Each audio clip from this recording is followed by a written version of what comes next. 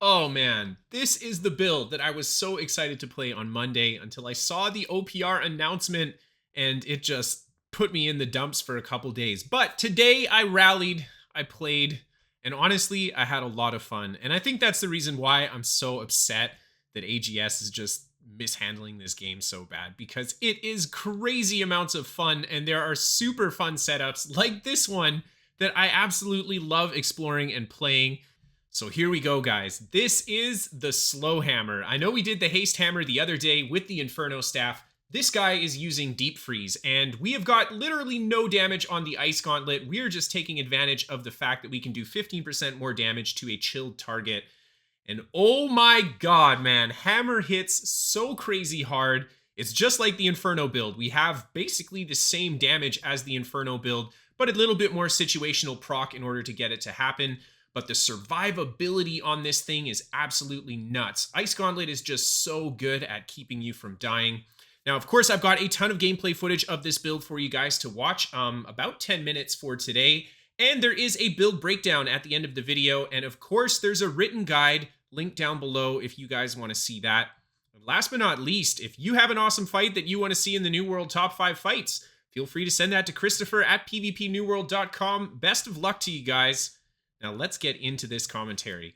So we're hanging out in the enemy outpost as always, and we did a good job wearing down the first bruiser there, and I think just the control from the ice gauntlet means that we can keep the bruisers off of us, so the constant pressure that they would normally have is just shut down by the immobilize and the snare. Plus, if they walk into that stuff and we start hitting them with attacks, they are going to take a ton of damage. Doesn't matter how tanky they are. And a little bit of time goes by and the enemy players end up coming back with some reinforcements here.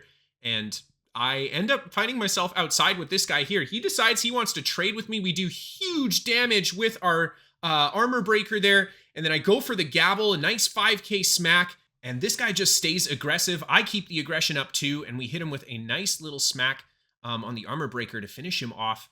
And then two enemy players end up coming towards me here. Right away, we start throwing down our ice gauntlet bullshit. This is what makes this build so good because we can just control the melee fight so well with it. Now, there is a player inside shooting at us, so we definitely have to be conscious of line of sight. Of course, because this is pretty much a melee build, we don't have any real ranged options. And I love how I die there. I actually go to attack him as he uses his shield rush, and my character tracks into the other player's attack following that guy on the shield rush. Either way, I end up coming back and we meet this bruiser again on the flag. And man, the hammer just does so much damage. I love it. I love it so much. That perk that gives you 35% in power whenever you take a hit for 1 second, it means we can pretty much trade with anybody and they are going to lose that trade if we're putting out our big hitting moves. And this was all one OPR match, just a few cuts because there was a bit of kiting that happened and I wanted to show you guys mostly the offensive potential of this build. There you see the trap with the ice storm into the mighty gavel and the armor breaker. Both players go down. So much control, so much AoE damage. Oh my god. I honestly gotta say, I think I like this one better than the haste hammer because you just have so much ability to shut people down with that ice gauntlet. It's very hard for people to take you down, and that was the big issue I had with the haste hammers. It was really fun offensively, but I felt like defensively you could find yourself in really bad spots with the hammer, but Ice Gauntlet just covers all of those holes in my opinion. And here you can see there's a few enemy players chasing me. We got the bear on as well, and there's a good timing on the knockback as he comes around the corner.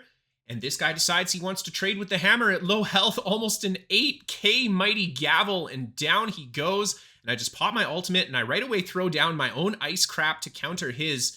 And Fire Staff guy actually ends up retreating back inside. So I bash at the door and I end up trying to hurt the bear a bit until these guys end up coming out. So I get the last little bit of damage into the bear to finish him off. He's a huge body block, so that's a really great thing to get rid of.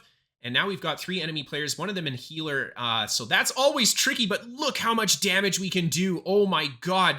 He drops to like 30% health from our opening combo there, so he's definitely within kill range if we can get a good combo on him. Then I throw down the ice shower, and I actually just use it to kind of zone those guys out and keep some pressure up on the healer. This little bit of wall here, or rock, I guess, is a really good way for me to mitigate some damage too. Huge damage on the healer there. We almost take him down again with the combo, but he ends up rolling out. And we're taking a lot of pressure from the fire staff players here. And this is where I really love those cleanse potions, because it gives us a good counter, especially when we want to be aggressive with so many fire staffs attacking us. And there I catch the healer in my ice crap. And again, we try to get the combo in on him. He ends up blowing his stamina to survive it. And here's another mighty gavel. And I can't stick out the rest of that combo, just taking too much damage from the fire staff guys. So I go for a bit of a kite, pretty risky escape out of there. And I just wait behind here because having some terrain is definitely going to help me out.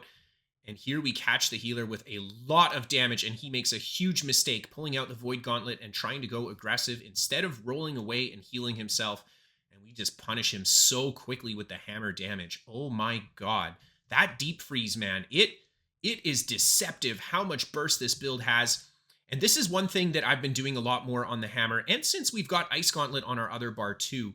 The block on this build is crazy strong and super useful against any melee attacker. It actually shuts down Void Gauntlet really well as Sword and Shield, which is going to hit you with a lot of different stuns and staggers. You can just counter by waiting for them to throw their move and then hitting them back with the hammer's aggressive attack, or even going for the clear out if you time it correctly.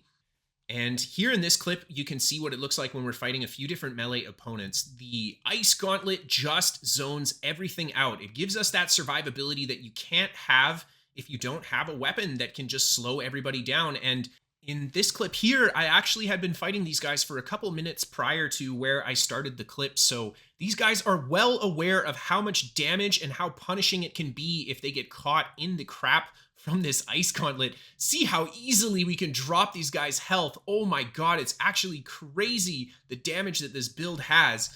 And at the beginning of this fight, the Undeath had actually already saved the Hatchet player there, because we did put enough damage in to kill him. And then these guys, they throw their own traps down, and Entomb is just too good, man. Oh my god. That's really the icing on the cake, where I feel like Hammer was lacking defensively when we paired it with the Fire Staff. The Entomb just allows us to survive gassing our stamina, survive getting caught in really bad immobilizes and snares, and Firestaff just doesn't have those options. But I'm still doing my best here, just swinging my hammer around, waiting for my Ice Gauntlet skills to kind of come off cooldown so I can go for some bigger combos here. Just do a couple light attacks, and I go for, I just completely missed the armor breaker, but that's okay. We land the mighty gavel and the speed. We're still running that haste hammer setup on this build, so we've got all that speed, and we finally connect a nice combo on that guy there. He ends up going down, and the other two players here right away just getting a little bit defensive, and you can see the wear of this build. These guys are having trouble just healing back up to full health, and I got to give them props for staying so aggressive instead of just running away and healing all the way up. But we are putting out crazy pressure on these guys with this build. And there you can see almost killing that guy with our hammer smack, but he just manages to survive. And I throw down my ice crap, and yeah, these guys are avoiding it like the plague. And there again, we get a huge heavy attack on that guy. And there's the light attack, and his Undeath saving him again just off of cooldown in time. And that guy ends up running off and not committing to the rest of the fight. And I eventually get swarmed up and die there. But anyhow, moving on to, I think, the last clip for this video. There you can see a nice big trap with the Ice Gauntlet. As they come around the corner, we hit them with the Armor Breaker, go into the Mighty Gavel, and then I throw down the Ice Storm after moving through everybody, and the knockback, oh my god. He actually goes down to the dot from the Ice Storm and the hammer. That's so funny. And then I actually end up going back around the other side of the outpost, breaking the door down, and then working on the spawner here as more enemy players come into the fight. As this guy enters, I just wind up and hit him with the knockback. Not only is that nice because we can hit him with a combo afterwards, but the two sources of rend on this build means that if we hit them with the knockback into the armor breaker, they are going to take a ton of damage, whether we have the ice stuff on them or not. And now we find more ranged players coming into the fight, and this is where it can get kind of nasty. I, of course, pop my cleanse potion so I can remove all those dots, and I head to a little bit of cover up top here, and these guys don't follow. They know how scary this hammer, this build is in this tight quarters, in the tight spaces. Cannot wait for that new OPR map to come, because it is going to be so good with a build like this. And this poor guy, he just decides to stay aggressive. He has to dodge those attacks. He cannot trade. Even though we're in light armor, he cannot trade with this kind of a build. And then I throw down all my crap on the top here. This enemy player, again, he goes for his stuff, and the hammer having a really strong block and tons of grit. We can just trade with the sword and board guy and force him back, even though he had higher health than us. And that's all the footage that I have of the build for you guys today. Here's a look at the build, starting off with the attribute points. Since we are only using strength on this build, I decided to go for 200 con. I really like it, especially since this is a very melee-focused build. We got to have that 200 con. And then here is the haste hammer setup that we are running alongside the ice gauntlet. Of course, that 15% haste passive will get procced if you have a rune glass dot on your hammer.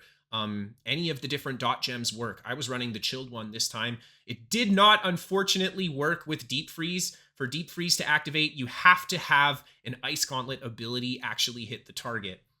And then here's a look at the weapons that I'm running on this build. Yeah, Sundering Clear Out on the hammer. Again, 24% rend plus armor breaker, 54% rend total, and then the 15% bonus if they are hit by any of the ice skills and have that chill effect on them. Really, really powerful damage. And then taking a look at the gear, I would actually love to have a couple pieces of freedom on this build. Now, the Ice Gauntlet's a fantastic counter to a lot of the stuff that I felt like I really needed freedom for when we were running Fire Staff alongside this hammer, but yeah, freedom on a strength build, on an intel build, I feel like at least 2 is so useful in PvP for interrupting people's combos. And then the jewelry, I actually wouldn't mind running Phoenix. I feel like that's a really good choice because hammer is such a good trading weapon, and we're still in light armor. That being said, you could also go for medium armor on a build like this. I think that's totally viable too. Otherwise, that is the build, guys. Thank you so much for watching, and I'll see you next time.